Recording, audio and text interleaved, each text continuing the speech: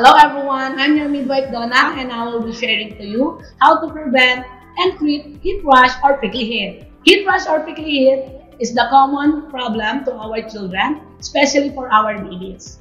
Ito ay kadalasang makikita sa kanilang neck, sa kanilang chest, sa kanilang buttocks, or sa kanilang skin folds. Yes po, no? Ngunit maaari rin itong mag-appear sa iba't ibang part ng kanilang katawan. Ito ay nagiging sanhi ng palaging pagpapawis, pagsusuot ng hindi komportableng damit, diapers, or pagsusuot ng mga bandage. What is the symptoms of prickly heat? First, it turns to red. Second, it develops small bumps. Third, itchy at irritable. And fourth, having a burning sensation. How is heat rash is treated?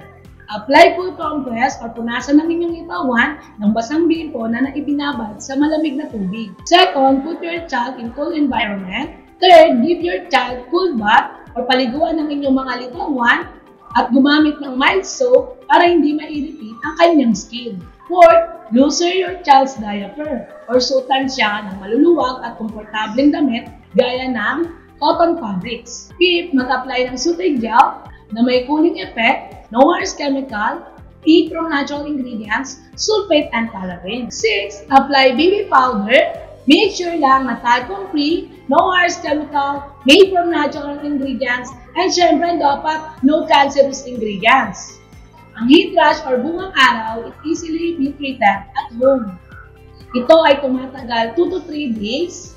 Ngunit kung ito ay tumagal pa ng 4 to 7 days, maaari na kayong magpakonsulta sa inyong pediatrician or to your doctors para mabigyan ng karampatang lunas ang kanyang bungang araw.